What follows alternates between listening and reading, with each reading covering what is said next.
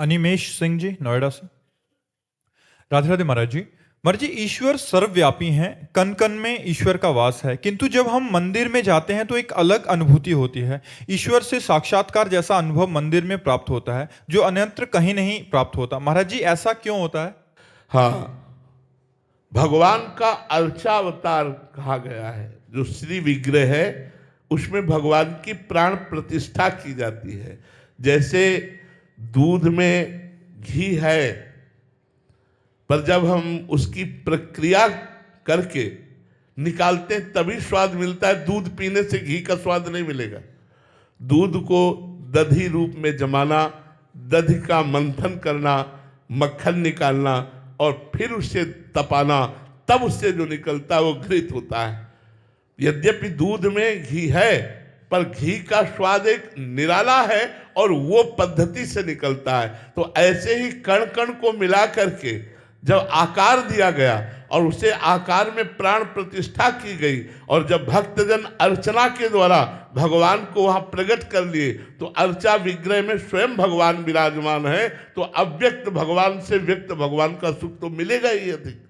तो जब हम मंदिर में जाते हैं तो एक विशेष परमाणु, एक विशेष आनंद, एक विशेष सुख मिलता है, क्योंकि वहाँ भगवान प्रगट अर्चा विग्रह के रूप में विराजमान है।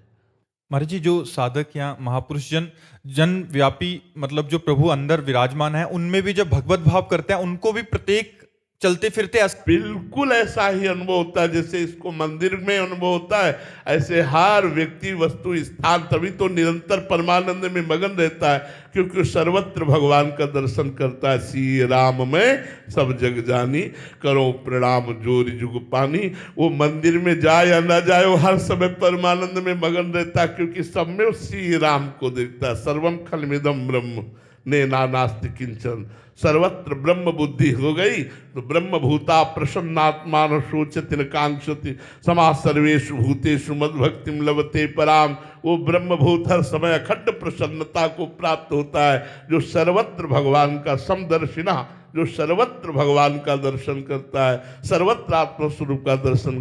पर वो बच्चा ये अपना अनुभव बता रहा है, ठीक अनुभव बता रहा है, पर ये साधारण कोटि का है। लेकिन असाधारण कोटि का अनुभव यह है कि क्रूर पापी को भी देख करके भी अपने भगवान की स्मृति में, भावना में तन्मय हो जाना। तो जो मंदिर में सुख है वो कण कण में सुख है, ऐसा अनुभव हो जाएगा। तो महाराज जी, क्रूर और पापी की जो प्रकट में लीलाएं होती हैं, तो उस समय अंदर विचार क्या होता है?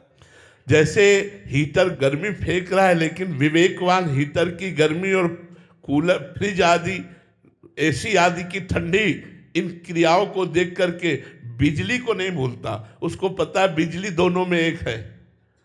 हीटर की गर्मी में और फ्रिज या एसी या कूलर आदि की ठंडी में बिजली तो एक ही है ना।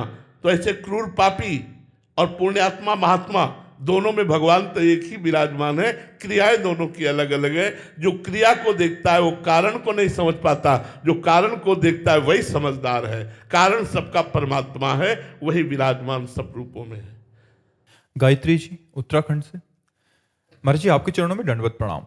गुरुदेव, भगवत प्राप्ति और प्रेम प्राप्ति में कुछ फर्क है क्या? भगवत प्राप्ति में मोक्ष भी आता है, सारिष्ट सामीप्य सायुज्य एकत्व आदि, लेकिन प्रेम में एक दुर्लभता है। वो मोक्ष भी दीयमानम न गृह्णन्ति बिना मत सेवनम जना, वो मोक्ष देने पर भी स्वीकार नहीं करता। वो अपना कल्याण भी नहीं चाहता, वो बस अपने प्यारे के वियोग में तड़पना चाहता है। प्यारे का नाम ले लेकर के उसकी याद में रो रो करके समय व्यतीत करना चाहता है। ऐसे प्रेमी जगत को पावन करने वाले होते हैं। जो मोक्षाभिलाषी है वो तो धन्य है ही, लेकिन जो मोक्ष त्यागी है, मोक्ष का भी त्याग करके भगवान के विरह में तड़पना चाहते हैं। इसीलिए गोपियों की चरण वंदना परम ज्ञानी बृहस्पति शिष्य, भगवान के मित्र, भगवान के मंत्री उद्धव जी ने की। क्यों? क्योंकि गोपियां हर समय भगवान श्री कृष्ण के प्रेम में उन्मत्त रहती थी। गृह कार्य करते हुए भी कृष्णाकार वृत्ति रहती थी। विक्रेतु कामा खिल गोप कन्या मुरारी पादार पिचित्त वृत्ति दध्यादिक मोह वसाद वोचर गोविंद दामोदर माधवेति। इतनी तन्मयता थी कि बोलना चाहिए दही ले ले दही, तो बोलती कोई गोविंद ले ले, कोई दामोदर ले ले, कोई माधव ले ले। भगवत प्रेम अत्यंत दुर्लभ वस्तु है। भगवान से यही प्रार्थना करनी चाहिए कि प्रभु मुझे अपने चरणों का प्रेम प्रदान कीजिए, अपने नाम का प्रेम प्रदान कीजिए, अपने धाम का प्रेम प्रदान कीजिए, अपने रूप का प्रेम प्रदान कीजिए। और मैं कभी मोक्ष या कल्याण नहीं चाहता। प्रभु यत्र यत्र मम जन्म कर्म भी नारके परमे पदे थवा, राधिका रत निकुंज मंडली तत् तत्र हृदय में विराजताम। चाहे मुझे नरक में रखो, चाहे परम पद में, मुझे कोई परवाह नहीं, पर स्वामी आपका स्मरण, आपकी रूप माधुरी, आपकी लीला माधुरी का चिंतन करके मेरे आंसू बहते रहे, यही मेरे जीवन की लालसा है। प्रेम अत्यंत दुर्लभ वस्तु है।